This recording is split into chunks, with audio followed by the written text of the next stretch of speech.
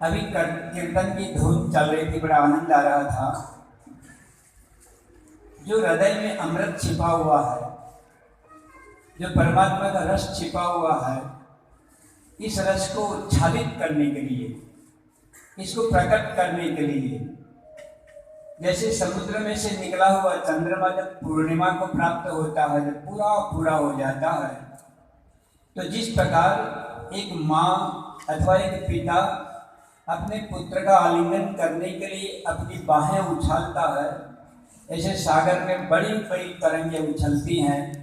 तो अभी जो हमने देखा कीर्तन के समय पर आपके हृदय के भावों को, कि आपका रोम रोम उच्छलित होता है, छलकता है, जैसे कोई घड़ा भर जाता है और भरने के बाद रस छलकने लगता है, बहने लगता है, ऐसे आपके रोम रोम से भक्ति रस, प्रेम रस छलकने लगा। इससे मुझे बहुत आनंद की प्राप्ति हुई और ये जीवन का सार है।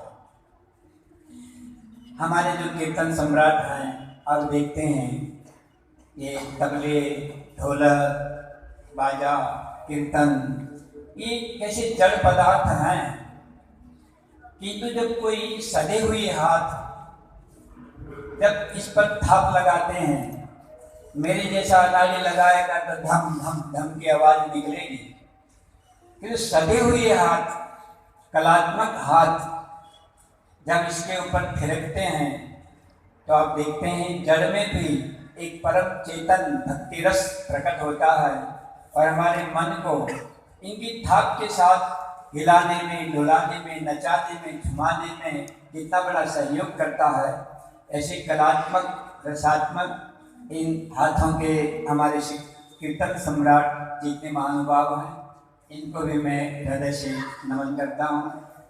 जहाँ से हमको परमात्मा की प्राप्ति हो, जो मार्ग प्रशस्त हो, ऐसा ही वृंदावन धाम एक प्रेम धाम, जहाँ पर एक बार भी कोई गलती से भी नाम ले।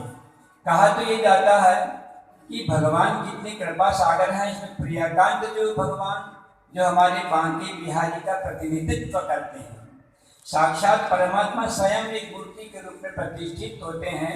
अब याद रखिएगा, हम बहुत सी बार मूर्ति के आगे बैठते हैं, भगवान के आगे बैठते हैं, इसके बाद भी न जाने कौन सा हमारे जन्म जन्मांतरों का कोई दोष बीच में एक पर्दे के रूप में आता है। जिस प्रकार जब पर्दा लगा है तो भगवान के दर्शन नहीं हो पाते हैं, तो उसी प्रकार हम कभी कभी भगवान के सामने बैठने के बाद भी कभी कभी भगवान को देख नहीं पाते हैं। तो इस दोष का निवारण करने के लिए ही संकीर्तन रखा हुआ है। संकीर्तन सामान्य नहीं है, संकीर्तन में बड़ी भारी ताकत है, शब्द में बड़ी भारी ताकत है। कोई हमको बड़ा प्रेम से मधुर शब्दों में कोई हमको माँ शब्द का उच्चारण कर देता है।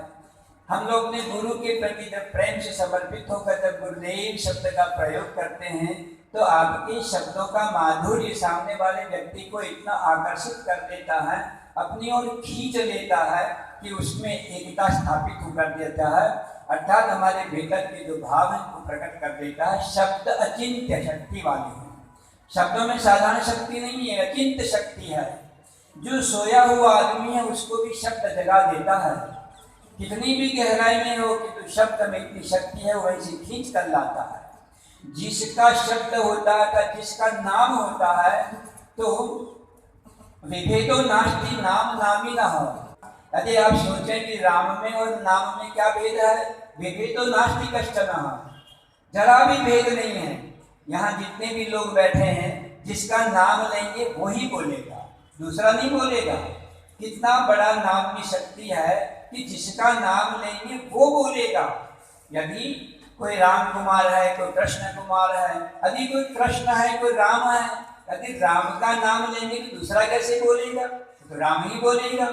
प्रियाकांत जी की जय बुलाएंगे तो प्रियाकांत जी ही सुनेगा, वही आंख खोलेगा, वही हमको देखेगा। नाम में इतनी बड़ी ताकत होती है। इसलिए श्रीमद् भागवत के अंतिम स्कंद के अंदर नाम संकीर्तनम यस्य सर्व पाप प्रणाशनम प्रणामो दुःखशमनस्तम नमामि हरिम परम। आप देखिए, महापुरुष लोग अपने तप का प्रभाव डालकर कितने सुंदर शब्दों के द्वारा हमारा बल बढ़ाते हैं। हम लोग कितने भी अपने कर्मों के अंदर आसक्त हों, इस कर्मों का पाप आदि हमारे भीतर हो, किंतु नाम की ताकत तो देखो। नाम संकीर्तन यश। अभी एक बेटी ने भी बहुत जोर जोर से अपनी पूरी ताकत लगाकर एक कीर्तन हमको सुनाया और सब लोग अभिभूत हो गए। कीर्तन में इतनी शक्ति होती है, तो इसकी बात को लेकर के जब हम भगवान का नाम लेते हैं तो महापुरुष लोग मोहर लगा देते हैं। देखिए, जिसकी मोहर लगी होती है उसकी ताकत बढ़ जाती है। आम पत्थरों को देखो, एक पत्थर सीढ़ियों में लगा है, एक पत्थर यहाँ चौक में लगा है, एक पत्थर हमारे गर्भगृह में लगा है और एक पत्थर साक्षात परमात्मा के रूप में भी खड़ा है। आश्चर्य की बात है।